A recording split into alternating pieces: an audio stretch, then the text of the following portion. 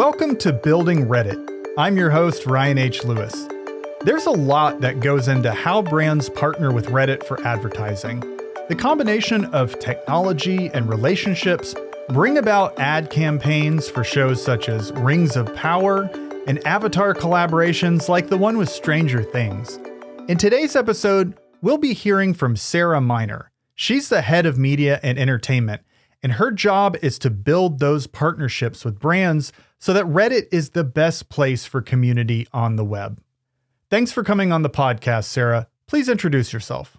My name is Sarah Miner, and I'm head of media and entertainment on the ad sales team. I'm based out of New York. Spent a lot of time in Los Angeles, but based out of New York. And I started in April of 2016. I'm coming up on my 7-year, what we call SNOOversary next week. What are you responsible for as head of media and entertainment? Well, there's a lot. Let's see. I guess just to keep it simple, I'm responsible for building advertising partnerships with a lot of the top brands that fall under the umbrella of media and entertainment in that category. And I'm responsible for building out the internal teams that support those partnerships, both in New York and in Los Angeles. And there's a lot more, but that's just to keep it simple. That's what I do. So tell me what a typical day looks like for you. What are your mornings like? I wish my mornings were filled with running and meditation and journaling, like so many lucky people out there. But I actually have 2 boys, Jack, who's 4, and Teddy, who's almost 1. So my mornings are not that zen. I work from home most of the time, and I travel a lot for work because, like I said, I have teams in Los Angeles. And so when I'm home, it's nice because Reddit gives me the flexibility to be able to work from home most days of the week. So I really like to take advantage of that. And I spend as much time as I can kind of taking care of things at home when I'm here in Brooklyn and see the kids when I can get some FaceTime. I'm really grateful for that because I think it's a bit of the silver lining that the pandemic gave us was just that flexibility for working parents and being able to have that balance. And I'm grateful to Steve and Reddit for sort of continuing to support that as we come out of the pandemic. And then what do you usually do once you log on for work? It's a little bit of everything. It depends on the day. Earlier in the week, it tends to be a lot of sort of team updates, team meetings, definitely checking in internally with some of the senior leadership team on priorities for the week, thinking about revenue, making sure that we're super clear and buttoned up on how we're pacing throughout the quarter in terms of revenue that we're bringing in, billing and delivering on. So a lot of it is sort of managing expectations and checking in with the team to make sure everybody's super clear on everything for the week. As the week progresses, it gets busier with client meetings. We have a lot of client lunches. We do a lot of lunch and learns where we'll bring lunch into either the direct client or oftentimes we work with agency partners, media agencies that help strategize. So they work on behalf of the client to figure out which partners make sense for each, what we call request for proposal. So oftentimes we meet with the media agencies. Since COVID, a lot of the meetings have been virtual still. So I would say we're probably getting closer to 50-50 between being in person and being virtual. It used to be pretty much every meeting was in person. So I used to joke during COVID that a lot of what we loved about sales was kind of taken away and we were sort of stuck with like a lot of the back end, things and tracking metrics and being super deep in Excel and internal docs and things like that. And we weren't getting to like get out there and market and kind of do what we do well often. And that was hard because so many of us, I think, are naturally extroverted and got into sales for that reason, so that we could sort of be out having those conversations and entertaining and all the fun stuff that can come with sales. There's definitely been, the pendulum has sort of swung back aggressively in the other direction during COVID. And now I'd say we're about 50-50 in person and virtual. And then on Friday, we try really hard not to have meetings, at least internal meetings, because they can kind of like really start to bog you down. And I tend to use Friday sort of for higher level strategy and thought leadership. A lot of that comes to me just walking. If I don't listen to a podcast or I don't listen to music, I do a lot of reading earlier in the week, and then I tend to sort of reflect on that later in the week. And getting out and walking tends to help me kind of, ideas tend to come to me when I do that. So I'm not listening to my Succession podcast when I'm out on those walks. It's a little bit more just clear the mind and and think about strategy. So it just depends on the week. Last week, I was really busy in Los Angeles at an industry event, the Variety Entertainment Marketing Summit. I had a leadership offsite where we were strategizing about the back half of the year. So that week was very different than what this week will look like, which is a lot of catching up, internally and a couple of external meetings sprinkled in. I know that my most productive hours tend to be in the morning, which works out well because I have teams on the West Coast that start working, obviously, my time later in the day. So typically I structure it so that I have plenty of time to sort of think and strategize and work on some of the meatier projects in the morning when I have my best focus. And then in the afternoons, I tend to structure my day so that I'm handling more one-on-ones, more as simple tasks that are sort of on the to-do list. And yeah, every week is different. How do your afternoons go? Afternoons are also really busy because, like I said, I have teams in California. I have clients in California, and I'm based in Brooklyn. So because of the time difference, I'm often pretty jam-packed still with work. Pretty good about setting boundaries, and Reddit's great about supporting me doing that so that I can make sure that dinner's on the table for the family at 6:00. And then we sit together as a family pretty much every night. My husband tries to make it, but I at least sit with the boys. And we play a game called High-Low Buffalo, which is your high of the day, your low of the day, and then your buffalo is your big surprising thing that happened. So we play that at dinner, and then moves into the evening nighttime routine. But there isn't that much time for a lot outside of working and staying pretty structured so that I can enjoy that time in the evenings with the kids. Well, now I'm curious about what Jack thinks about your job. Let's hear from him. What do you think I do for work? Organize things.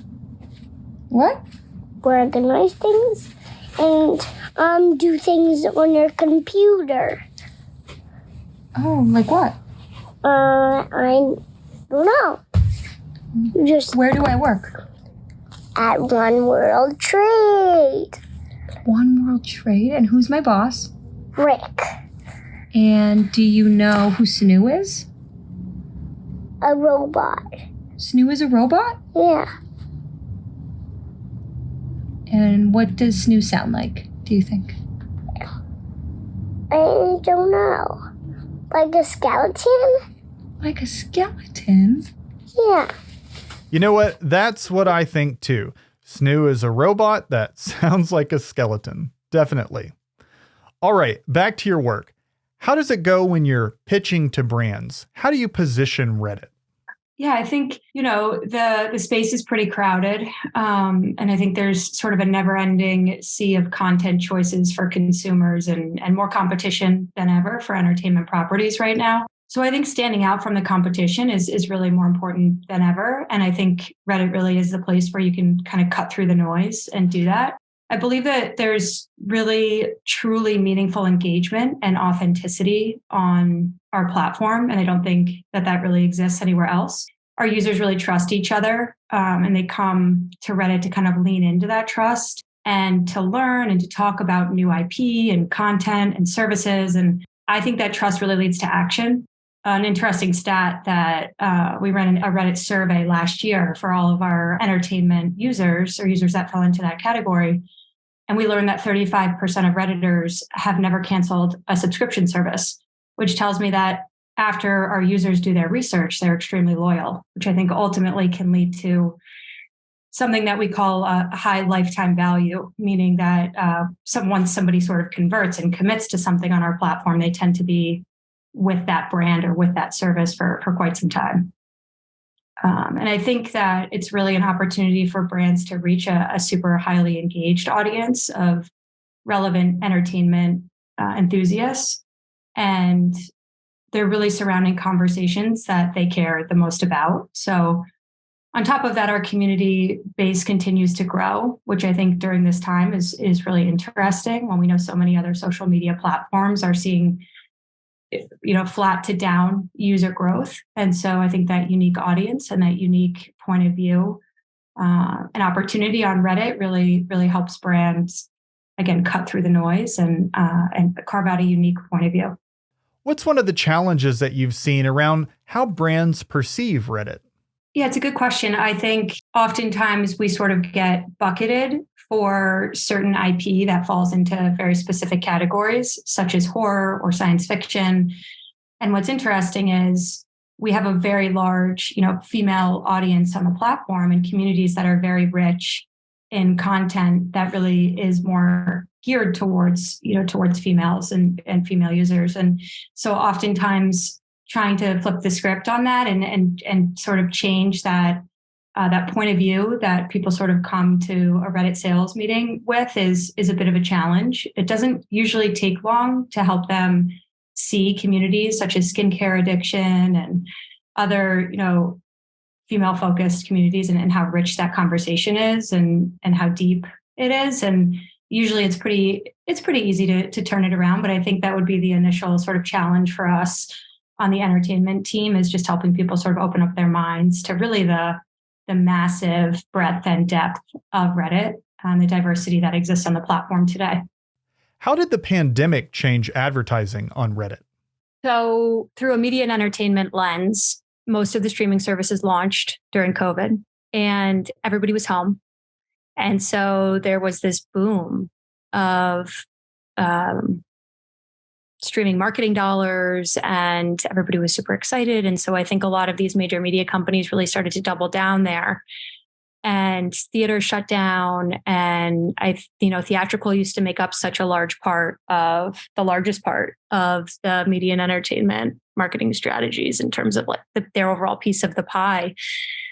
And it shifted to streaming for a period of time. And I think during that time, Reddit's also, undergoing so much change. And so it's tough to be in market, and it still is today because the media and entertainment landscape is still in the middle of major change. So there's so much that we don't know. I think a lot of us feel that there will be some big consolidation that will take place, but as that's happening sort of slowly between Discovery Plus and HBO Max now becoming Max, Showtime now merging so that, it's Paramount Plus with Showtime.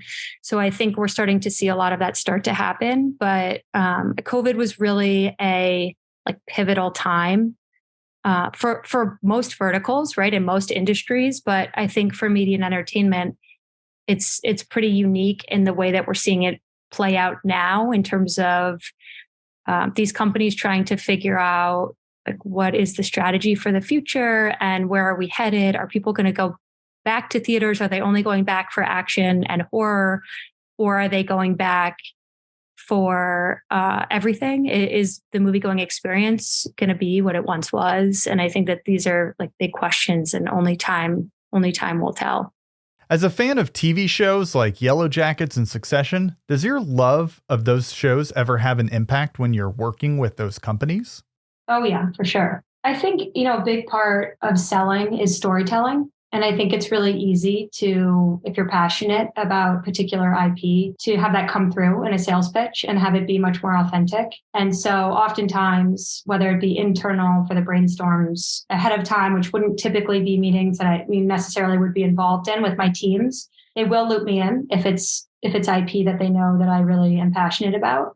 I like to think about myself as sort of creative. I don't know if they would agree, but I like to get in there and brainstorm around Yellow Jackets and Succession and Game of Thrones when it existed, and I have a lot of fun doing that. And then externally, I think it's really fun to be involved in the pitch, and I think the team appreciates bringing me and having that sort of passion behind it and that knowledge, because they don't all necessarily obviously watch and care about what I care about, and vice versa. So it's nice to sort of tap people who have that passion to join, because I think it can really move the needle in sales. You've been at Reddit for a while, since 2016. Reddit was a very different site back then. So what made you want to join the company? I joined for so many reasons. I think the biggest sort of early influence, I have to say, was my older brother, Charlie. He's always been a really big Redditor.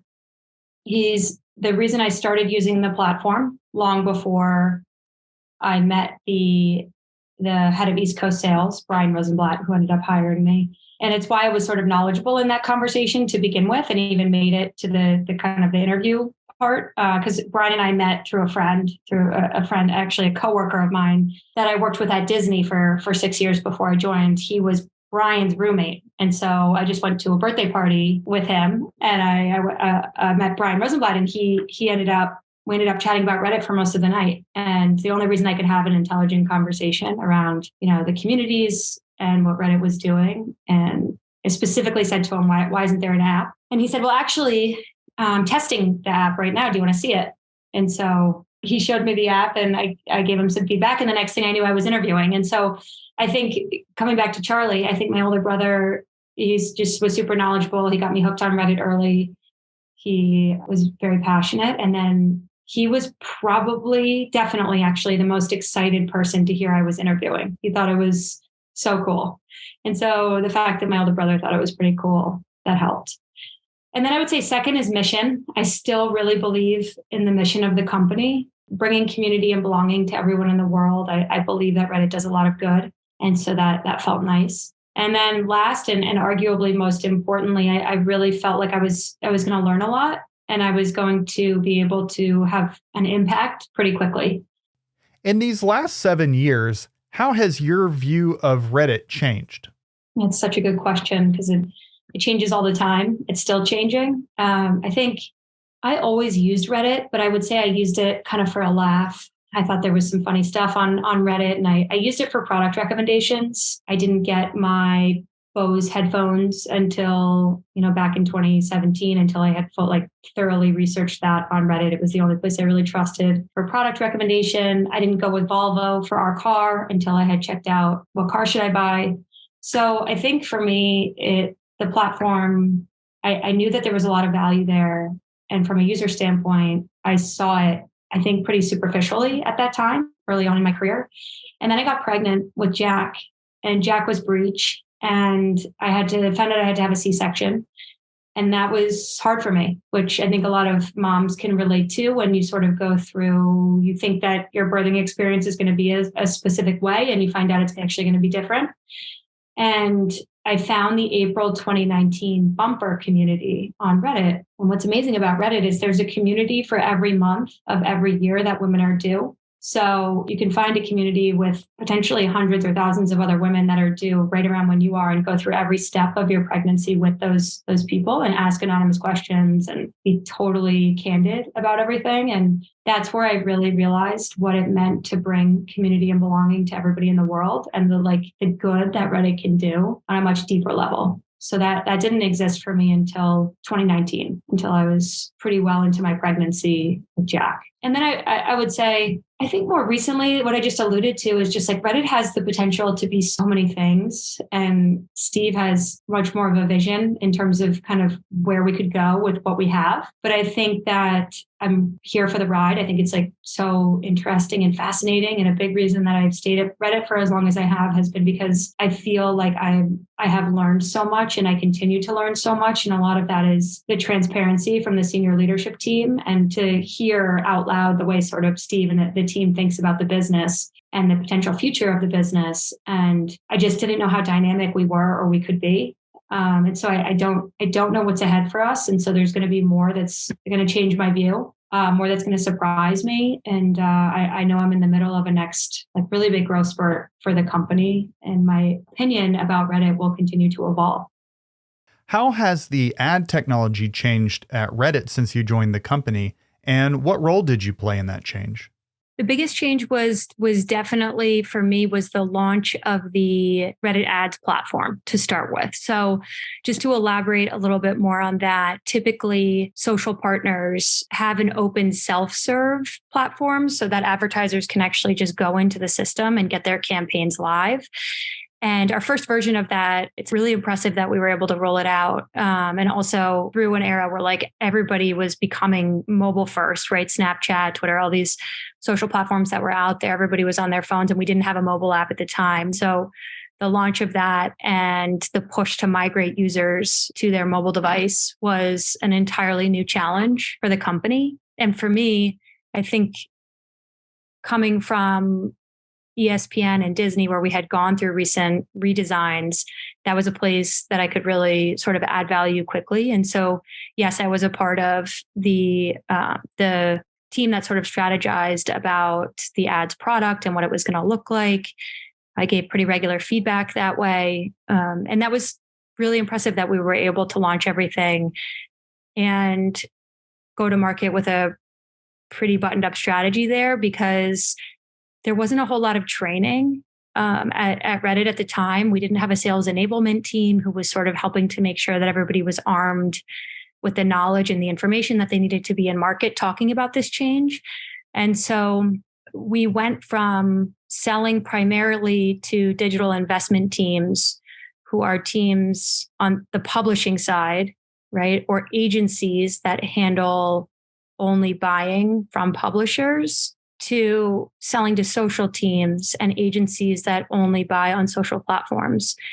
And that sounds like a nuance, but it's actually very different in terms of the way that those brands and agencies think about buying and activating on various platforms. And it obviously can have big implications in terms of their like marketing mix and their strategy and where sort of Reddit fits into that overall pie.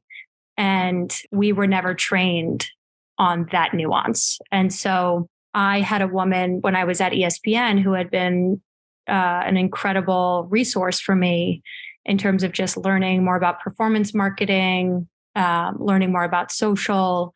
And so we actually built a deck together on the nuances of selling, social and what that meant. And some of the language can be very different and things like that. And we rolled that out in New York.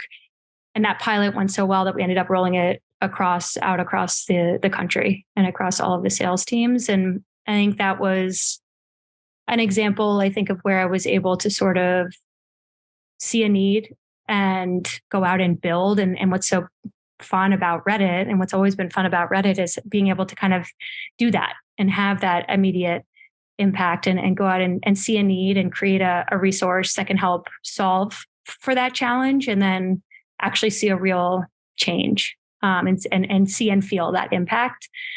And so I was a big part of that big kind of launch and shift in the way that we were in market as a platform. I'm sure over the years you've done a lot of cool things at Reddit. Could you share some of your favorite stories? That's a tough one. There's so many good stories, but early on, the first really big deal that I sold through at Reddit, which was the first upfront commitment, meaning the first time that an advertiser committed for the year to Reddit, was with a network, major media companies network, that as a part of their big deal, they wanted to create a custom bobblehead Snoo. Snoo was our mascot, and I sold it in. I took a bit of a risk and I said that it was something that we could do, even though I wasn't sure if it was something that we could do.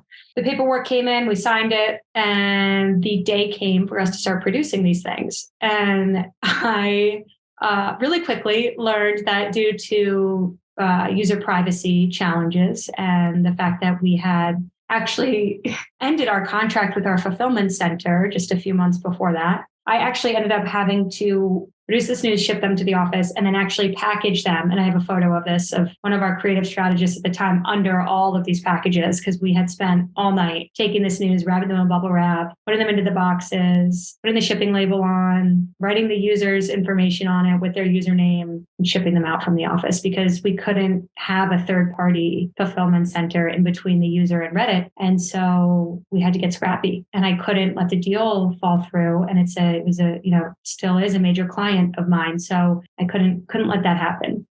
And so that's one of my favorite early day stories. It all worked out. There's actually still the last of those Snoos is in the New York office. It's glued at the front desk. So when you walk into the New York office, you can see it.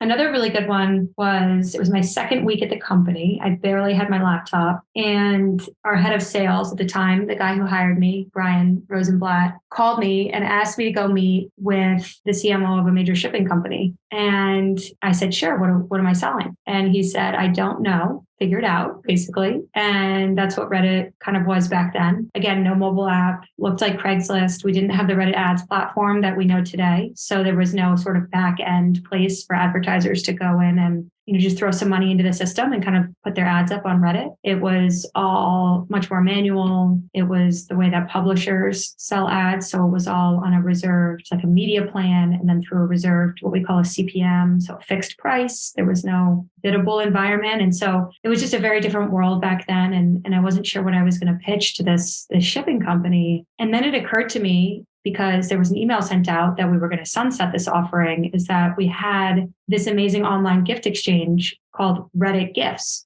And it was actually a separate landing page and a separate website from reddit.com, but it had never been sold before. And because of that, we were going to deprecate it. And as a part of going through learning about Reddit Gifts, I found out that the Guinness Book of World Records had nominated Reddit as the largest online gift exchange in the world. And so that was my carrot. That was like the only thing that I really used to sell this deal in.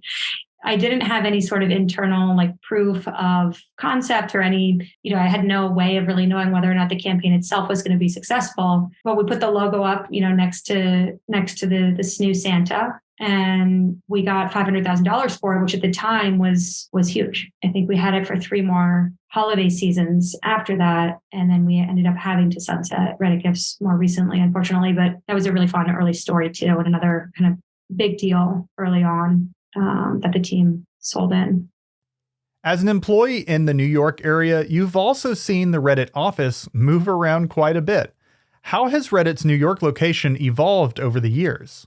Well, I interviewed at a WeWork in Tribeca. And like I said, I think I was the 7th New York employee. So there were 6 people kind of floating around the WeWork. And they asked me to come in and they said that I was going to have an interview with our head of sales, who was based in San Francisco. And they said they didn't have a computer for me to interview him. So they said, did you bring your computer? And I said, no, I left it at the office because I snuck out for lunch to come meet you guys. And I didn't want anything to be suspicious, but I didn't bring my computer. And they said, okay, can you just FaceTime him from your phone? And so I did. And that's how I interviewed with our head of sales at the time, Zubair. And my first day at Reddit was actually at One World Trade. So that office, in between that, short period between interviewing and being hired, we moved into what was the walk-in closet on the Vogue floor of One World Trade. So I think max capacity in that room was probably 30 people. Needless to say, we outgrew it pretty quickly. But it was pretty funny. It was all of us in one room. We had a couple of like offshoot closets you could use for meetings, but we certainly weren't hosting any big client meetings in that office space because it was tight. We got really close and nobody dared to bring a tuna fish sandwich into the office because it was tight.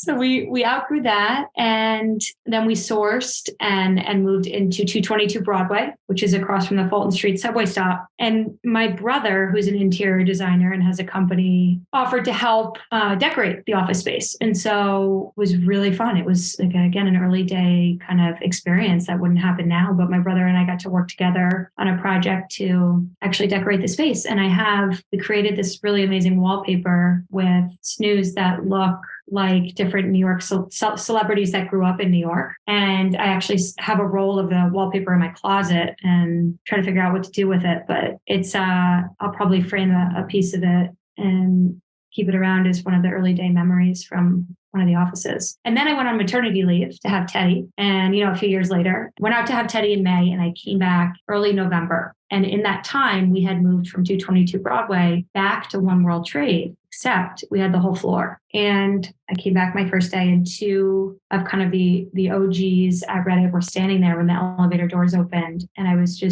so teary-eyed when they opened, and I saw how kind of legit we were, because it was kind of this manifestation of so much hard work. And the office is really breathtaking, and it's very mature. We're very grown up. And it's a place that I am really proud to bring clients to. And it's really amazing to look back at that first WeWork and that first interview where we didn't even have, computers in the office. So. All right. I've just got 2 more questions for you.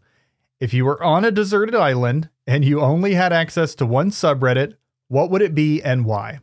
My gut reaction was IAMA, the AMA subreddit, because I thought that it would keep me entertained. And you also can learn a lot, I think, through the AMAs. But my real answer, I think I have to go with, is Ask Reddit because I can ask Reddit and all these users questions about how to survive and how to get off this island and maybe even make it to the front page and maybe even somebody will come find me and save me. And so I think my best way off this island is posting an Ask Reddit, and that's what I'm going to go with.